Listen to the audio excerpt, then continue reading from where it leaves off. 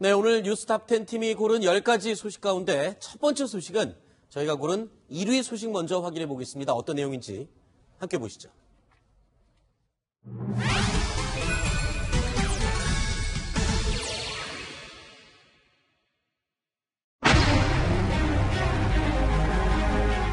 보고서 검토 과정에서 위승호 국방정책실장이 이런 문구들을 삭제토록 지시한 것으로 확인됐습니다.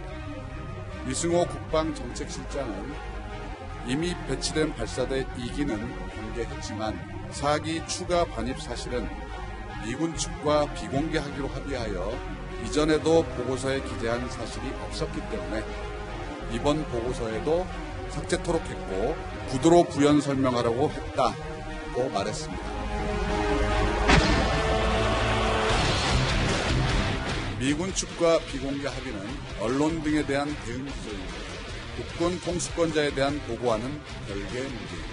지난 정부에서는 발사대 추가 반입 사실이 NSC에 보고되어 대통령 직무대행까지 알고 있었던 것으로 확인됩니다.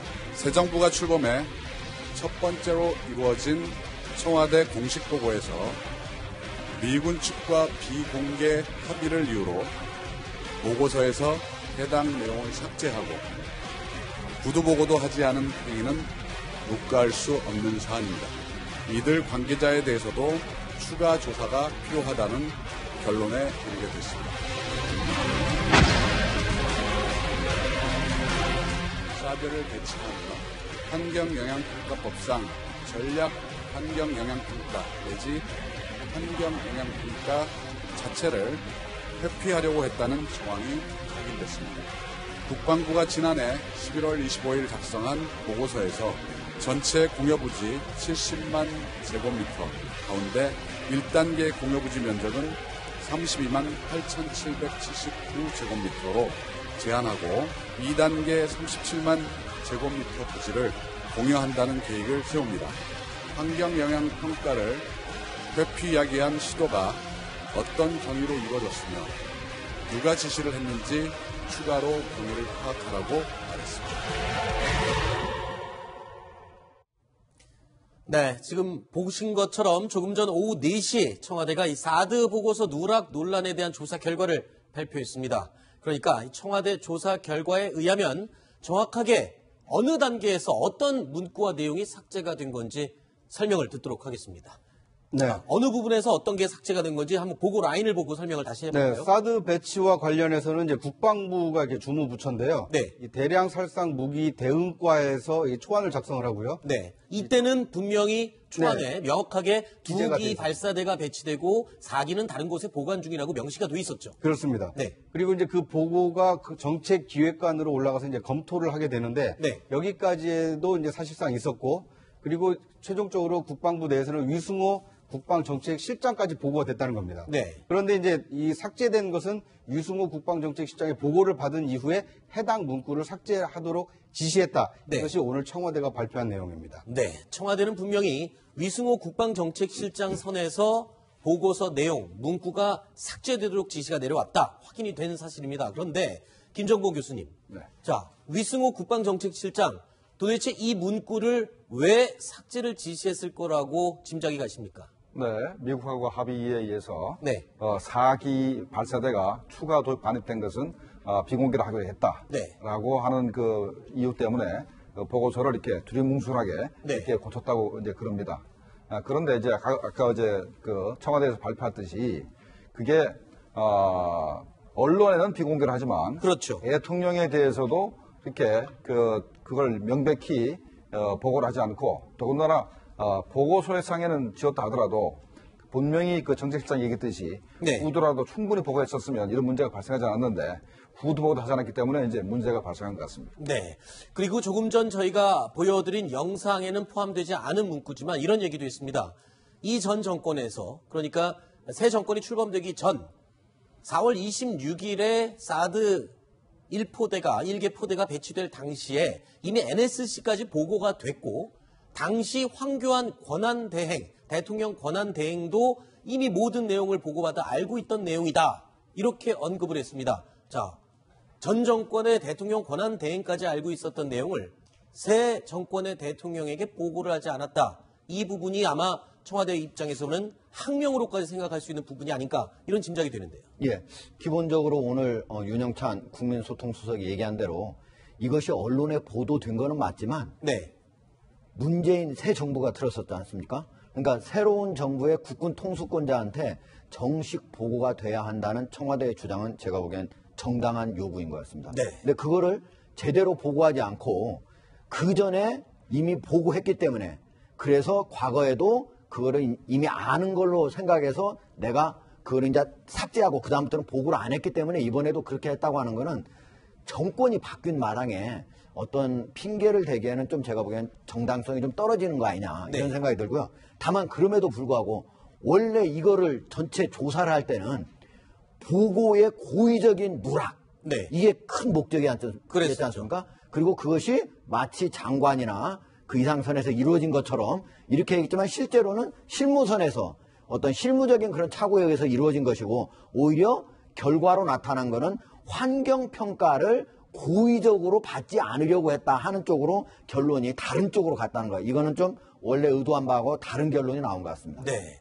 먼저 첫 번째, 보고서에서 어떤 문구가 어떤 이유로 삭제되어 있는지에 대해서는 일단 저희가 지금 얘기를 나누고 있는데 명확하게 국방부 정책실장 선에서 삭제가 지시가 됐다라고 얘기가 나오고 있습니다. 그러면 지금 위승호 실장은 어떻게 된 겁니까? 지금 저 이후에. 일단 청와대에서는 그 위승호 실장에 대해서 해당 직무에서 배제를 하겠다고 밝혔고요. 네. 이제 앞으로 그 윤영찬 수석이 얘기를 한 것처럼 국방부 자체 감사나 또 감사원 직무 감찰이 있기 때문에 거기서 이제 감찰에서 또 어떤 그 위승호 실장의 그 과정이 있었는지 밝혀지면 뭐 추가로 신상에 대한 그 조치가 있을 것으로 보입니다. 네. 자, 그리고 이제 첫 번째, 보고 문구 누락 여부 이외에 두 번째 중요한 핵심이 이거였습니다. 환경 영향 평가, 특히 전략 환경 영향 평가를 국방부가 의도적으로 회피하려고 했다. 이 부분이 확인됐다는 내용인데 어떤 내용 때문에 그런 건가요? 예. 원래는 이제 33만 제곱미터 이상을 만약에 부지 전체가 그런다면은 전략적인 환경 영향 평가를 받아야 되는데 그 이하라면은 소규모 환경 영향 평가를 받도록 되어 있다고 합니다. 그러니까 어떻게 보면은 군 부대에서 좀 환경 영향 평가를 좀 아주 생략해가지고 간단하게 받기 위해서 원래 1단계 부지를 32만 8천 제곱미터로 제한을 했거든요. 그리고 다음에 2단계에는 다시 저거보다 상당히 더 많은 37만 제곱킬로미터가 되게 됩니다. 그러니까 만약에 국방부가 이거를 새로운 정권이 들어서기 전에 만약에 전략적인 환경영향 평가를 받으려면 상당히 긴 시간이 걸리잖아요. 그렇죠. 그럼 새 정권이 들어설 때까지 배치를 못하게 되지 않습니까? 네. 그러니까 소규모만 받기 위해서 혹시 32만 8천 제곱미터로 자른 거 아니냐. 왜냐하면 네. 전체가 70만 제곱미터나 되는 거니까. 네. 이러한 의심을 현재 새 정부가 하고 있는 겁니다. 네. 그러니까 사드 배치를 좀 신속하게 조속히 완료하기 위해서 전략 환경 영향 평가는 시간이 오래 걸리기 때문에 그 영향 평가를 피하기 위해서 소규모 영향 평가를 받기 위해서 약간의 꼼수를 쓴 거다. 이게 지금 조사 결과 내용인 거네요. 네, 꼼수치고도 조금 유치하죠. 33만 제곱미터가 안 되기 위해서 네. 약 한 2천 제곱미터만 빼버렸으니까 네. 또 많이 빼지 어떻게 조금만 빼가지고 현재 네. 문제를 일으킨 것 같습니다. 그러니까 1차 공여 부지가 네. 한 10만 제곱미터 정도로 이렇게 작았었으면 별 더 문제가 없었을 텐데 네. 1차 작업 부채를 너무 1차 공여 부지를 너무 크게 하고 네. 2차를 또 추가로 그 정도 또 하는 바람에 현재 오히려 문제를 크게 일으킨 것 같습니다. 근데 이제 민병 같은 데서는 네. 저거는 이제 국방부에 관련 시설 관련 법이 그렇게 된 거고 네. 환경영향평가법에 따르면 원래 군부대 내 시설은 네. 20만 제곱미터를 넘어서면은 그 환경영향평가 정식으로 환경영향평가를 받아야 된다. 소규모로 받는 게 아니라 그렇게 받아야 된다. 이렇게 얘기를 하고 있습니다. 네. 그러니까 이제 저게 32만으로 잘랐을 때 모양이 좀 이상하게 나올 수밖에 없는 게요. 네네. 저희가 이제 골프장 부지 아닙니까? 그러니까 이제 골프장을 진입할 때 직선으로 이렇게 골프장 정상으로 올라가는 것은 굉장히 드물기 때문에 네. 이 능성을 따라서 이게 정상으로 향하다 보면 네. 이제 사드를 배치하려면 이제 정상 부근에 배치해야 되지 않습니까? 네. 그러다 보니까 이제 굉장히 좀 기형적으로 꼭 필요한 부분만 그러니까 도로와 사드를 배치할 부지만 이렇게 잘라서 하다 보니까 32만 정도로 한 것 같고요. 이제 원칙적으로 하다 보면 저 부지를 전체를 다 이 수용을 해서 사드를 배치할 거기 때문에 네. 70만 제곱미터를 이제 군사 시설로 해서 환경 영향을 받는 것이 원칙이지만 네. 이제 그렇게 하려면 앞서 말씀하신 대로 전략 환경 영향 평가를 받아서 길어지기 때문에 네. 이제 꼼수로 약간 33만 이하로 한 게 아니냐 이런 추정이 가능할 것 같습니다. 그런데 실제로 현재 미군이 사드를 운영하기 위해서 필요한 부지는 한 10만 제곱킬로미터면 충분합니다. 10만 제곱미터면 충분합니다. 네. 아까 금방 그 크로바스 보이지 않습니까? 네. 여기에. 크로바스 뒤에 있는 마지막한 야산 꼭대기에 한 가로철 한 500m 정도면 충분하거든요. 네네. 그게 한 10만 제곱미터 되는데 현재 골프장은 필요가 없습니다. 저거는 사실. 네. 그러나 저게 필요한 것은 그 사드 레이더가 앞으로 이렇게 그 투사가 되면은 혹시나 거기 민간인들이 왔다 갔다 하면은 피해가 갈까봐 그래서 이제 그걸 이제 전체를 부지를 이제 활용하는 것 같습니다. 네. 지금 저 화면을 좀 다시 한번 잡아주시겠습니까? 지금 사드 배치 부지라고 되어 있는데 전체 골프장 우리가 수용한 골프장 면적은 148만 제곱미터입니다. 이 전체는 예. 148만 그 중에서 제곱미터. 미군한테 공유하는 것만 70만 제곱미터가 되는 거예요. 왜냐하면 우리도 사용해야 되는 부분이 있으니까. 네. 그러니까 저기 전체 부지가 U자형으로 이렇게 돼 있어가지고 일부러 변형시켰다 이렇게 얘기하는 건 말이 맞지 않습니다. 왜냐하면 원래 골프장 자체가 U자형이잖아요. 네네. 그렇기 때문에 그 중에서 사드 배치를 하는 부분은 저렇게 U자형 전체를 쓰는 건 아니죠. 네. 자, 일단은 청와대에서는 이 전략 환경 영향 평가를 받을 수 있도록 지시를 대통령이 내렸고요. 그리고 또, 자, 이게 의도적으로 회피한 건지 아닌지에 대해서도 정확하게 면밀하게 조사를 하라고 지시가 내려왔습니다. 이렇게 되면 아무래도 이 사드 완전히 배치가 될 때까지는 시간이 훨씬 더 오래 걸리는 게 기정사실화된 거 맞습니다. 그렇죠? 그렇죠. 예, 그런 것뿐만 아니고 지금 현재 청와대에서는 저 환경 영향 평가를 했을 때 네. 저게 긍정적으로 오케이 저 사드를 배치해도 좋다 이렇게 나올지 아니면은 사드를 배치하기엔 부적합한 곳이다 이렇게 나올지 자체를 지금 알 수 없다는 거예요. 그 결론에 따라서 하겠다는 거거든요. 네.